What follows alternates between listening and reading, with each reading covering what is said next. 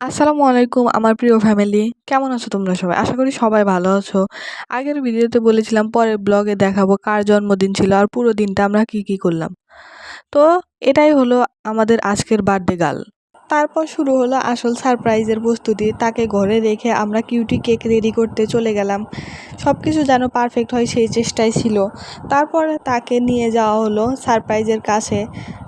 আর কেকটা দেখার পর তার মুখের হাসিটা সত্যি অনেক সুন্দর ছিল। এরপর সবাই মিলে কেক কাটলাম, অনেক আনন্দ, অনেক হাসি আর অনেক সুন্দর কিছু মুহূর্ত। কেক কাটার পরে শুরু হলো খাবারের আয়োজন।